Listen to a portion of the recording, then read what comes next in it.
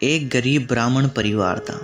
उस परिवार में पति पत्नी के अलावा एक कन्या भी थी। पुत्री धीरे धीरे बड़ी होने लगी।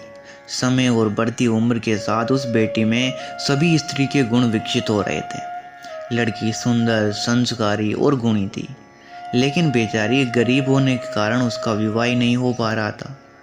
अब एक दिन उस घर में एक साधु महाराज पधारे। वो उस लड़की की सेवा से बहुत प्रसन्न हुए। साधु ने कन्या को लंबी आयु का आशीर्वाद देते हुए कहा कि इस कन्या की हथेली में विवाह योग्य कोई रेखा ही नहीं है।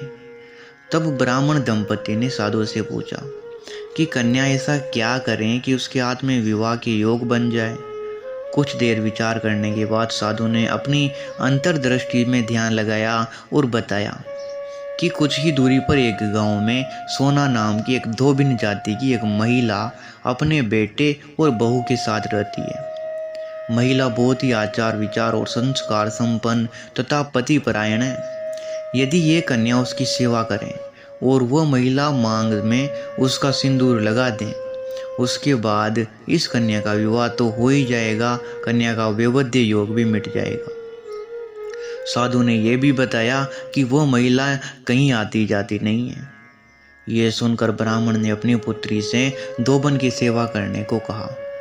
अगले दिन बेचारी लड़की सुबह उठी और धोबन के घर में जाकर साफ सफाई और बाकी सभी काम जैसे अपने घर में करती थी करने लगी। एक दिन धोबन सोना अपनी बहू से पूछती है कि तुम इतनी जल्दी उठकर घर के सारे काम कैसे कर लेती हो। बहू ने कहा, माँ, मैंने सोचा कि आप सुबह उठकर सारे काम खुद कर लेती हो, मैं देर तक उठती हूँ। इस पर सास बहू दोनों में घर की निगरानी करने लगी कि आखिर घर का काम कौन कर लेता है, सुबह घर के सारे काम करके कौन चला जाता है। धोबी ने देखा कि एक कन्या मुंह अंधेरे में घर में आती है और सारा काम करके चली जाती है। जब वो जाने लगी तो सोना धोबन उसके पैरों में गिर पड़ी और पूछा कि आप कौन हो और मेरे घर का काम क्यों कर रहे हो। तब लड़की ने वो सब कुछ बता दिया जो साधु महाराज ने कहा था। सोना धोबिन पतिपरायण थी, उसमें तेज था, वो तैयार हो गई। सोना धोबिन के पति की तबीयत थोड़ी खराब थी। उसने अपनी बहू को उसके लौटने तक घर पर रहने को कहा।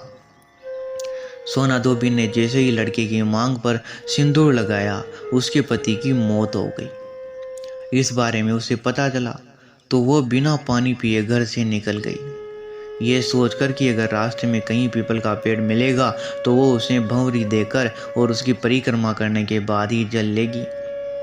उस दिन सोमवती अमावस्या थी। ब्राह्मण के घर मिले पूरे पकवान के साथ पर उसने ईंट के टुकड़ों से 1008 बार भंवरी देकर पीपल के वृक्ष की 108 बार परिक्रमा की और उसके बाद जल ग्रहण किया।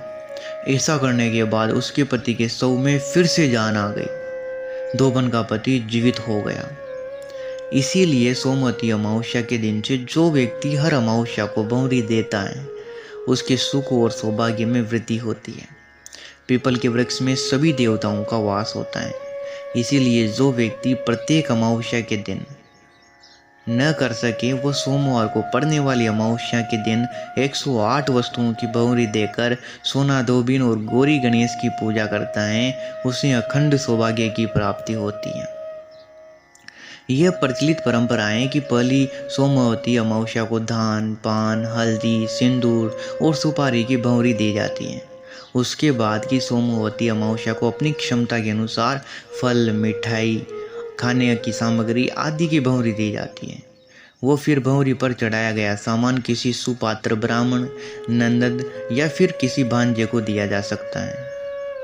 तो इस कथा का सार यही है कि सोमवती अमावस्या के दिन जो कोई भी पीपल के पेड़ का भंवर देता है, उसके घर में सुख समृद्धि आती है, अखंड सौभाग्य प्राप्त होता है। तो प्रिय मित्रों, आज की वीडियो में बस इतना ही।